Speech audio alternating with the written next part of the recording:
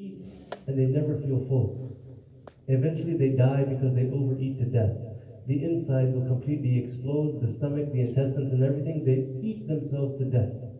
Right? Some animals, cows and so forth, they get this disease because that particular thing in the brain that says I'm full, it doesn't switch off. It doesn't say I'm full.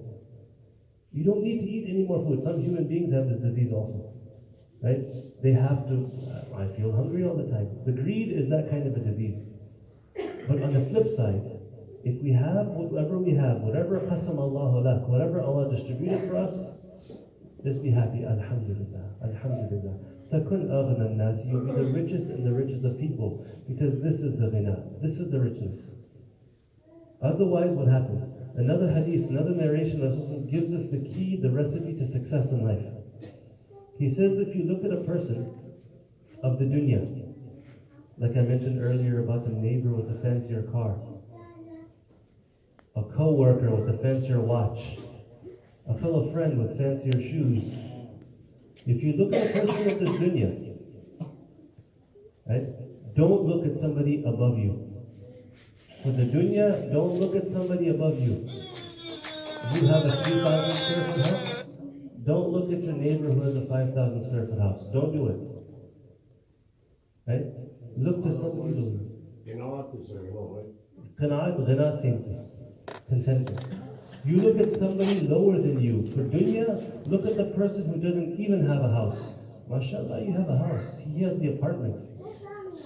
You have a 2005 Toyota Corolla. He has a 1999 Civic. In dunya, you look at the people lower than you. You concentrate and focus on the people that have less than you. Don't make your focus and concentration those who have more. When you see somebody more, forget about it. Let me find out some more poorer people. Stick around with the poor people. They're going to show you how to be ghani. Because you're like, Alhamdulillah, mashallah, I'm doing better than him, I'm doing better than him, I'm doing better than him, I'm doing better than him, alhamdulillah. I'm a rich man. And they'll see you as a rich man too. But if you're going to go around at a golf place, these clubs and all these things, Lexus, Mercedes, BMW, and here you show up in your Toyota, you're like, man, what Allah gave me. You will never see it. You feel it. What do I have? I have nothing. And I gotta work harder. I gotta do this, I gotta do that. A whole life is just working, and it never stops. It never stops. Once you reach the daraja of the Lexus and the Beamers, then what happens? Then you start hanging around people who drive the Rolls Royce and the Bentley. You get to there, this thing, then you drive around people who find out Lamborghinis and all these things. This is what's happening in the Arab lands. Dubai, this oil shuyukh. La hawla wa la quwwata illa billah. The most expensive and the most decorated Christmas tree in the place in the whole planet of Earth is where? Dubai. A Muslim country. A Christmas tree. Christians got the Christmas tree from the pagans who used to worship the tree. And they used to decorate the tree. So it's completely pagan, mushrik from the very base. And now our Muslim wealthy people, they have a tree that is the most expensive, the most exquisite on the face of the planet of the earth. And they put diamonds on the tree. They put rubies on the tree so people can come see this particular tree. This is where we go. They have toilets. We use the bathroom, toilet, the most filthiest thing that comes out of the human body. The toilet is made out of gold. This is what Allah created us for. To go to the bathroom on a golden toilet. What joy does that make you feel? What enjoyment do you get out of sitting on a gold toilet? La hawla wa la quwwata illa billah. This is where we're going. If we don't these ahadith, if we don't understand the life of this dunya, this is where we're going to become. There's something even more worse. I cannot mention it because we're in the masjid. And I read it in articles written by the non-Muslims. The most fanciest hotels around the world, the most fanciest hotels around the world, which have the highest hotel room cost. You can Google it because I'm not going to mention to you I'm in the masjid. You can Google it and find out what these shuyukh were doing. And I mean shuyukh, not that shuyukh and ulama, oil sheikh. Right? These hotels got together and said we're no longer renting our big penthouse suite to these shuyukh from this particular country. All of them got together. Why? As soon as the party is over, there's human feces all over the walls, all over the apartment, all over the place. They said it costs us tens of thousands of dollars to have somebody come, a cleanup crew, to wipe off all of the dirt and the filth that these people leave behind. And you don't want to know why there's that filth there. You don't want to know, I don't want to talk about it, you guys can check it out later. So they said, these people are worse than animals. They're worse than animals. We're not renting out to these people anymore. And then the big, huge oil sheikh, they'll spend $10, $15 million on these hotels. This is what luxury, this is what the dunya, this is what going after that kind of wealth does to us. Do we want that kind of a life? No. Al-ghina ghina an-nafs. Bas khalas. End of story. So if you want to be the richest person, wallah, just be happy. Alhamdulillah. I have food, I have a ceiling, I have a bed, I have a family. Allah will make you the richest person. You're just content. If you don't have this, then there's no end to it. That's point number 2. Point number 3. وَأَحْسِنْ إِلَى جَارِكَ تَكُنْ مُؤْمِنًا. Do ihsan to your neighbor. Ihsan. Be kind. Be very nice to your neighbor. تَكُنْ مُؤْمِنًا. You'll be a believer, a real person of iman. How can we be enjoying ourselves, enjoying a nice dinner, and our neighbor is hungry? He's my neighbor. Neighbor in Islam means a lot. In America, it doesn't mean anything. In America, being a neighbor means getting into a fight. I put my trash on your land, you put your trash on my land, I'm going to fight you, you're going to fight me. Islamically, your neighbor is your neighbor. He's like family almost. Rasulullah had mentioned, Jibreel, he advised me and my neighbor so much. Take care of the neighbor, take care of the neighbor. Do this to the neighbor, that to the neighbor, take care of the neighbor. He said, I feared he'll become a warith, that he'll inherit. That Allah will make the neighbor inherit from somebody, like family. We don't understand the beauty and the value of a neighbor. Your neighbor is your guard. When you're away on safar, your neighbor is going to look after your wife. Your neighbor is going to look after your kids. Your neighbor has your back. You have your neighbor's back.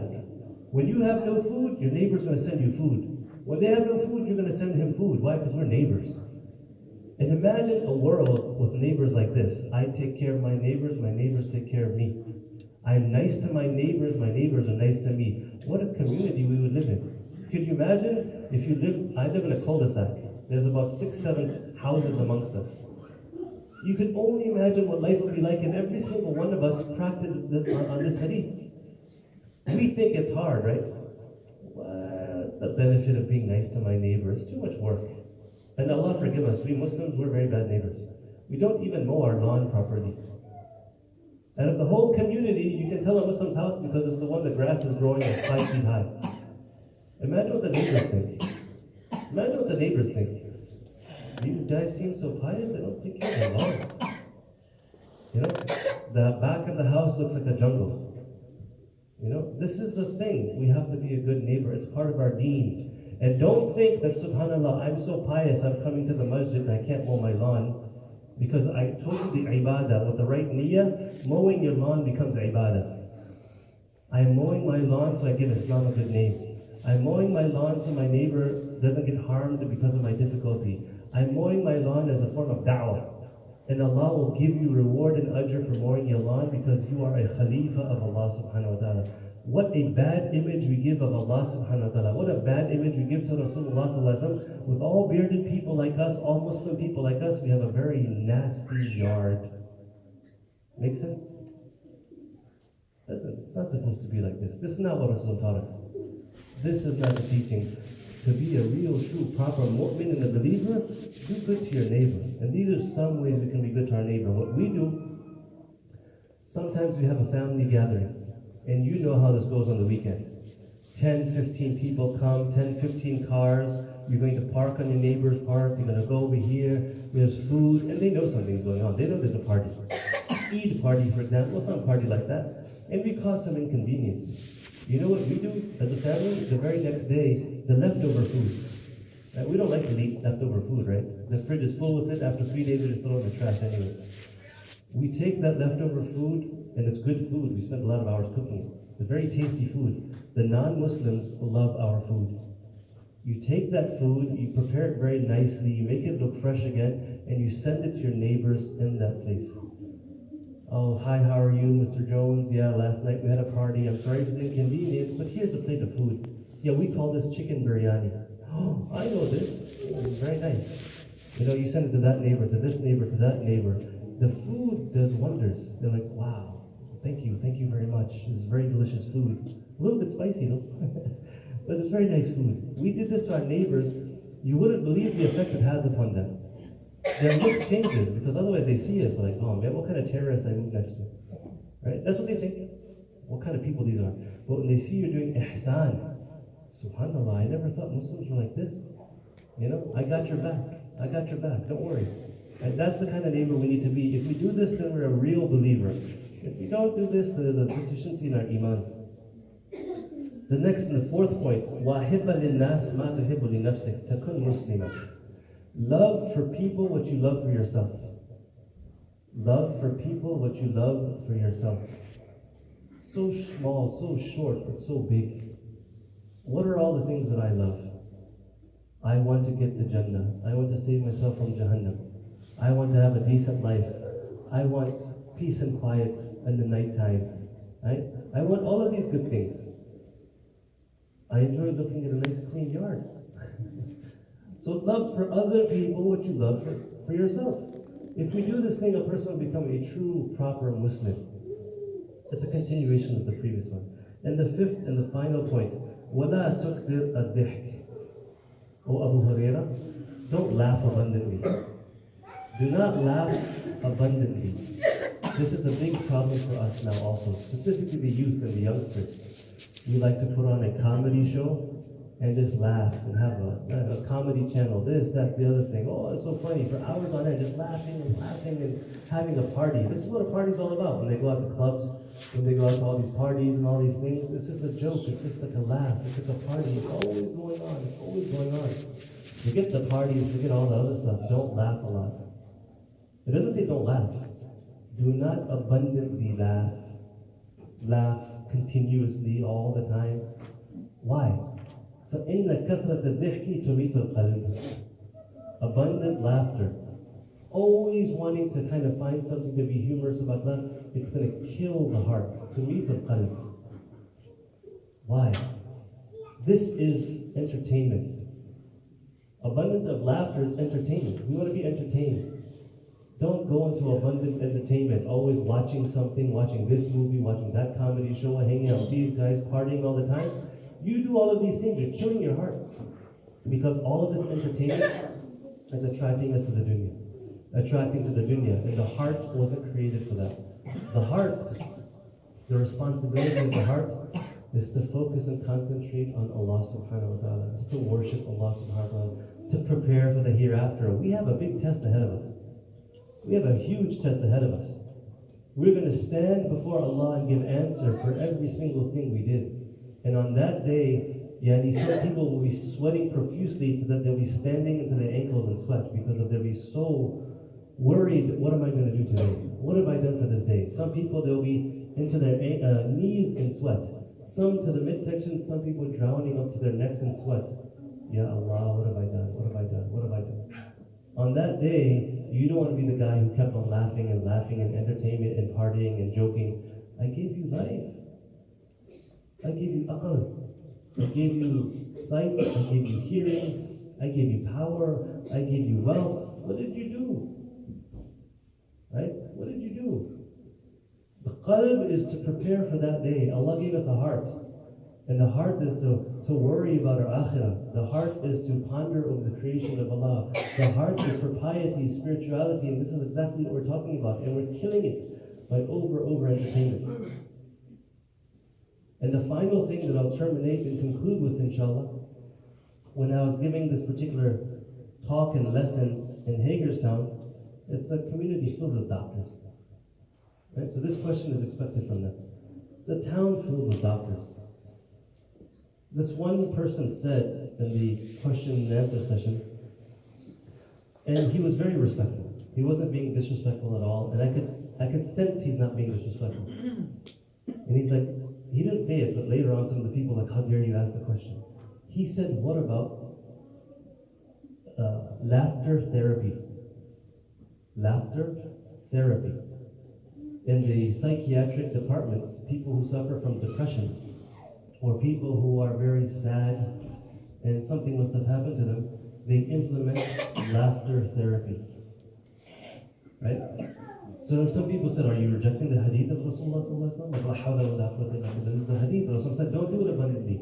And here you come, some doctors say, laugh, laugh, laugh, as a form of cure. And here you're saying it's killing the heart, but here the doctors are saying it's a cure for the heart.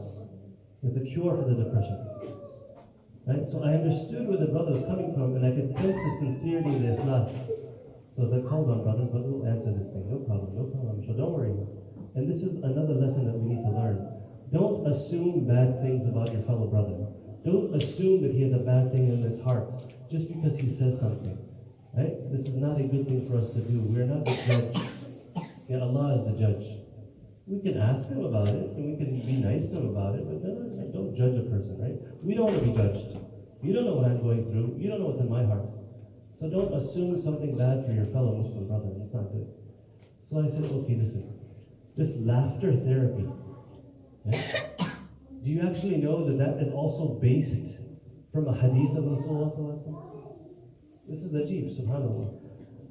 The wisdom of Rasulullah Sunnah cannot be fully explained because every year, every month, there's some new research, there's some new, subhanAllah, thing coming that we're like, Allahu Akbar, I never knew this. Right? The laughter therapy has its foundation, it's based on another hadith, which is what?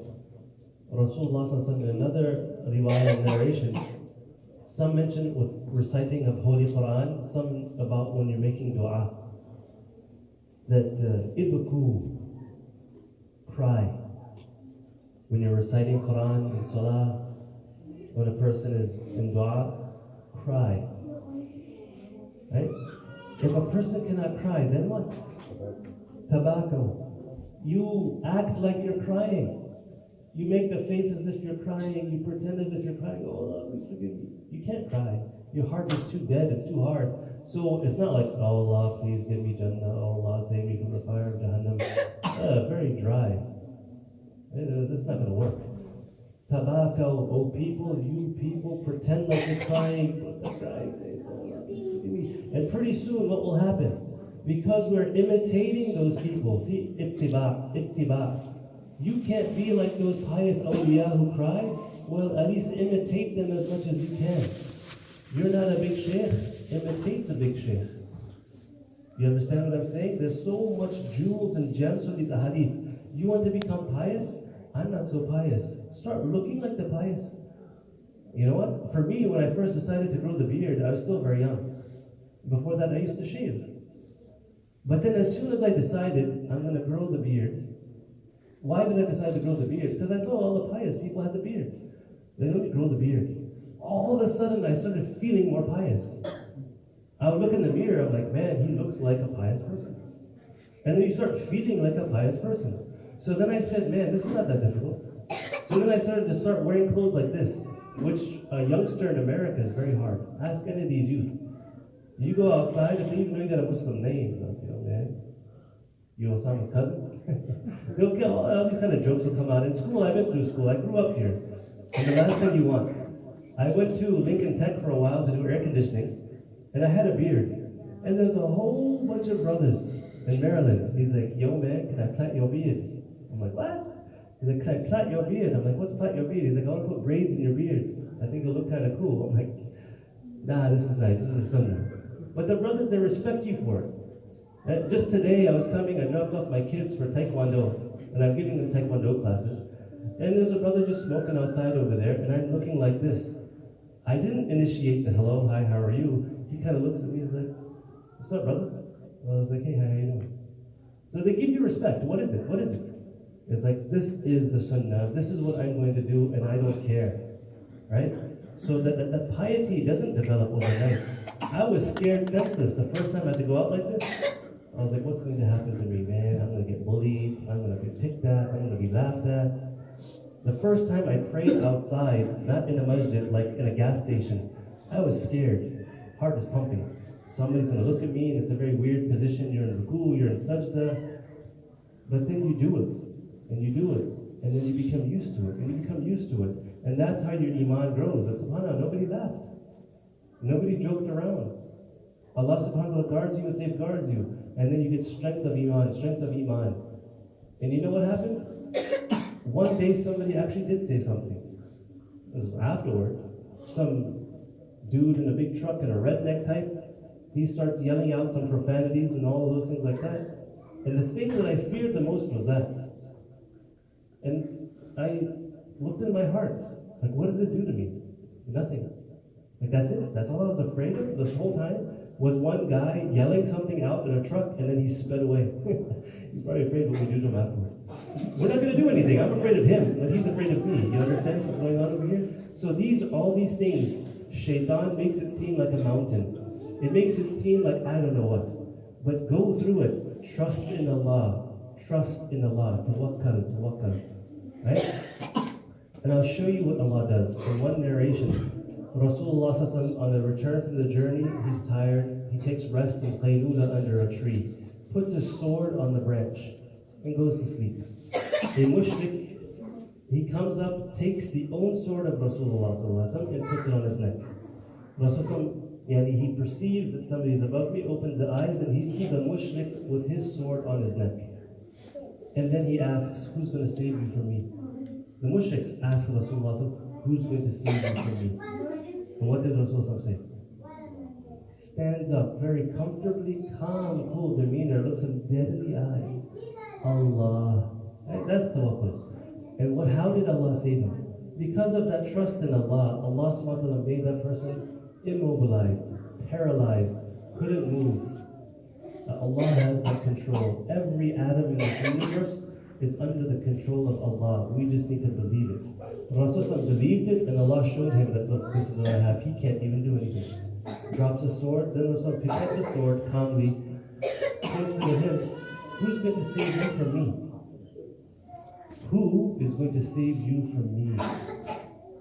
The question is not, the question is not that Rasulullah is threatening him. He's teaching him tawheed. He's teaching him, I have my Allah. My Allah saved me from you. Who do you have? Who's going to save you from me? Who do you have? Who do you worship? Lat, Uzza, Manat? You just saw that Allah saved me from you. So as a form of da'wah, who's going to save you from me? The very same Allah. See the beautiful form of da'wah? The person then understood, Allahu Akbar. You understand? So when we have this tawakkul, when we have this kind of iman, Allah will deal with us accordingly. So coming back to the story and finishing off, even this laugh therapy, it has its basis in the sunnah. If a person is depressed and sad and he's not eating, maybe a loved one passed away, maybe he's going through talaq and divorce, maybe he lost all of his wealth. Psychologists are trying laugh therapy. If you can't be happy, copy, mimic, make ittiba of the people that are happy. Inshallah, you'll become happy. That doesn't go against this hadith, because this hadith says, La tukthir. La tukthir ad-dihk. Don't laugh abundantly. This is not abundant laugh, this is medicine. I'm going in for some treatment, I don't feel like laughing. Just laugh. Give me 5 minutes of laughter. You'll see it'll have effect on the heart. It doesn't go against the hadith, it's in conformity with it, no problem, inshallah. So we'll conclude and terminate here, inshallah. Should we open up the floor for any questions or listening, or is it salah time? I'm not sure what the Iqamah time is. It is salah time, but if you like to take No, a few salah minutes. time, salah first. First is salah, inshallah. Afterward, if anybody has anything, most important thing is salah, inshallah.